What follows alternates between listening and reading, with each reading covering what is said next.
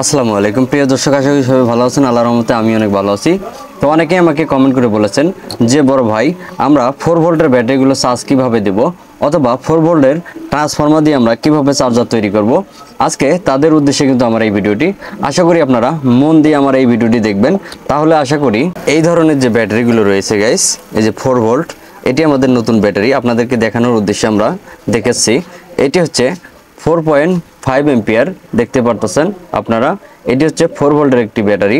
তো যারা এই যে এখানে 4 ভোল্ট রাখা রয়েছে, যারা এই ধরনের ব্যাটারিগুলো সেকেন্ড হ্যান্ড অথবা নতুন ক্রয় করে যে কোনো লাইট অথবা চার্জিং ফ্যান চালাতে চাচ্ছেন, কিন্তু ব্যাটারি চার্জার মিলাতে পারতেছেন না, তাদের জন্য কিন্তু আমার আজকের এই ভিডিওটি। আপনারা মনোযোগ সহকারে এই ভিডিওটি দেখবেন। সর্বপ্রথম আপনাদের প্রয়োজন হবে, আমি আরও একটি টিক্স আপনাদেরকে শিখিয়ে দিচ্ছি, সেটি হচ্ছে আমাদের যে ওয়েট স্কেলগুলো রয়েছে, সেই স্কেলের ভিতরে কিন্তু এই ধরনের ট্রান্সফর্মারগুলো থাকে, অথবা আপনারা চাইলে মার্কেট থেকে নিতে পারেন।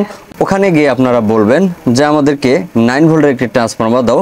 সেই 9 ভোল্টের ট্রান্সফর্মার কিন্তু আউটপুট ইনপুট দুটোই কিন্তু তার থাকবে। যেটি হচ্ছে 9 ভোল্ট, আউটপুটে 3 বেস তার থাকবে, সেটি হবে না। এটি হচ্ছে 9 ভোল্টের ট্রান্সফর্মার। আমরা দেখানোর চেষ্টা করব, আপনারা মনোযোগ সহকারে দেখবেন। এই যে 9 ভোল্টের ট্রান্সফরমার, কিন্তু আউটপুটে কিন্তু আমাদের দুইটি তার থাকবে, ইনপুটেও দুইটি তার থাকবে। তো এটি দিয়ে আমরা কিভাবে একটি চার্জার বানাতে পারি তা আপনাদেরকে এ টু জেড দেখিয়ে দেবো। কোনটার দাম কত টাকা নিতে পারে সেটিও কিন্তু আমরা বলে দেবো। এই যে ট্রান্সফরমারটা দেখতে পারতেছেন, এটি হয়তো বা মার্কেট প্রাইস আপনাদের কাছে নিতে পারে 150 থেকে 80 টাকার মতো। তো এটি হচ্ছে ট্রান্সফরমার। আপনারা চাইলে যদি কেসিংকে ফিট করেন, এই ধরনের একটি কেসিং নিয়ে নেবেন। এই কেসিংয়ের ভিতরে কিন্তু আপনারা ফিটিং করে নিয়ে নেবেন। তো আমি এই মুহূর্তে আপনাদেরকে কেসিংয়ের ভিতরে ফিটিং করে দেখাবো না, প্র্যাকটিক্যালি দেখিয়ে দেবো। এই ধরনের একটি কেসিং আপনাদের কাছ থেকে নিতে পারে মাত্র 40 টাকার মতো।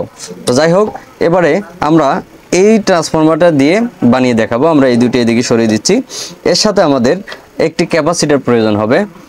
আমাদের হাতে এই মুহূর্তে রয়েছে 35 ভোল্ট 330 ইওপ।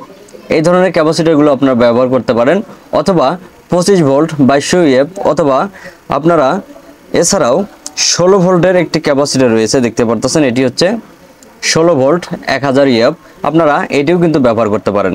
তো এই মুহূর্তে আমি এই 16 ভোল্ট ক্যাপাসিটারটি আমি ব্যবহার করে দেখাবো, আর এটি ব্যবহার করাই কিন্তু উত্তম। তো আপনারাও কিন্তু এই 16 ভোল্ট একটি ক্যাপাসিটার ব্যবহার করে নেবেন। আমাদের প্রয়োজন হবে এরকম 4007 মানের একটি ডায়োড। তো আমরা এখান থেকে একটি ডায়োড নিয়ে নেব। আপনাদেরকে দেখানোর সুবিধার্থে আমরা সুন্দর করে বুঝিয়ে দিচ্ছি।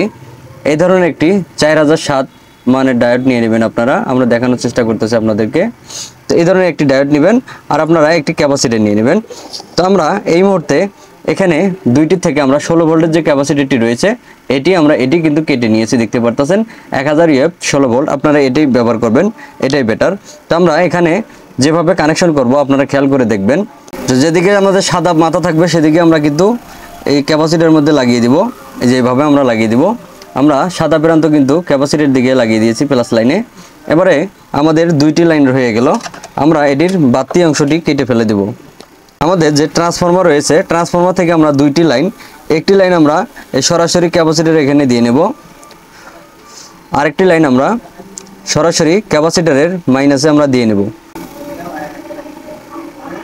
তো গাইস দেখতে পারতেছেন, আমরা কিন্তু এই ক্যাপাসিটার দুই সাইডে কিন্তু দুইটি তার লাগিয়ে নিয়েছি। একটি হচ্ছে এদিকে আমরা ডায়োডের এদিকে দিয়েছি এই প্রান্তে, আরেকটি হচ্ছে আমাদের নেগেটিভে দিয়েছি ক্যাপাসিটারের। এবারে আমরা এটি দিয়ে ভোল্টেজটি দিয়ে আমরা মাপানোর চেষ্টা করব কত ভোল্টেজ আমাদের এখানে দেখিয়ে দেয়। তো আমরা একটা ডিসি মিটার নিয়ে নিচ্ছি, আপনারা খেয়াল করবেন। তো আমরা ডিসি 20-তে রেখেছি, আমরা এখানে ভোল্টেজটি দিয়ে নেব। আমরা দিয়ে নিয়েছি। এবারে যদি আমরা মিটারের পুরুষ দুইটি আমরা দুই জায়গায় ধরি, আপনারা খেয়াল করবেন। আমরা প্লাসে প্লাসে মাইনাসে মাইনাসে যদি ধরি, তাহলে গাইস আপনারা দেখতে পারতেছেন এখানে কিন্তু 15.59 শো করতেছে, কারণ আমরা ক্যাপাসিটিটি দিয়েছি 16 ভোল্টের। এই কারণে আমাদের ভোল্টেজটি কিন্তু বাড়তি দেখাচ্ছে। তো আমরা এটি চার্জ দিয়ে আপনাদেরকে ভোল্টেজটি দেখানোর চেষ্টা করব, আপনারা আমাদের সাথে থাকবেন।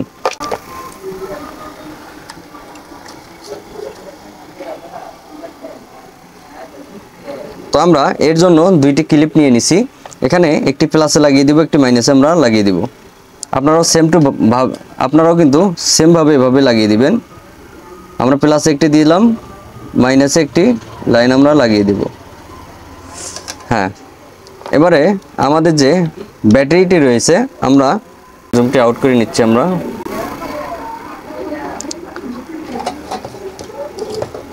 আমরা ব্যাটারিটা এখানে রেখে দিলাম, আমাদের মিটারটিও কিন্তু এখানে নিয়ে নিলাম, আপনারা খেয়াল করবেন।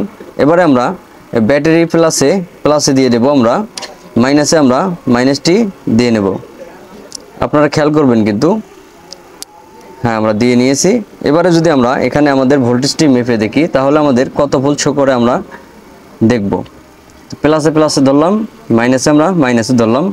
গাইস, আপনারা দেখতে পাচ্ছেন এখানে কিন্তু 4.29 ভোল্ট রয়েছে অথবা 3 ভোল্ট, কারণ আমাদের এটি কিন্তু নতুন ব্যাটারি, এই কারণে আমাদের এই ব্যাটারিটির মধ্যে ফুল চার্জ রয়েছে। আমরা এছাড়াও আপনাদেরকে অন্যভাবে একবার আপনাদেরকে দেখানোর চেষ্টা করব।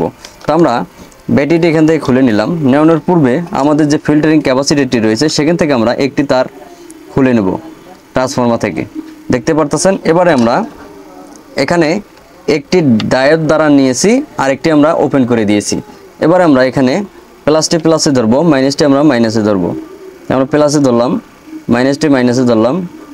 আপনারা খেয়াল করবেন গাইস, এখানে কিন্তু আমরা ঠিকভাবে ধরতে পারতেছি না, তো আমরা এই মধ্যে ধরে নিয়েছি, দেখতে পারতেছেন এখানে কিন্তু 5.1 ভোল্ট দেখাচ্ছে। তার মানে আমাদের এই 5 ভোল্ট দিয়ে কিন্তু 4 ভোল্টের একটি ব্যাটারি অনায়াসে চার্জ করতে সক্ষম।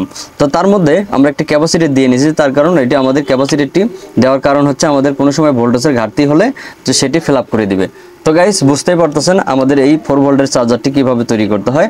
আশা করি যদি আপনাদের ভালো লাগে অবশ্যই কিন্তু আপনারা কমেন্ট করে আমাকে জানাবেন, এমনকি আমার চ্যানেলটি সাবস্ক্রাইব করে আমার পাশে থাকবেন। ধন্যবাদ সবাইকে, ভালো থাকবেন, আসসালামু আলাইকুম।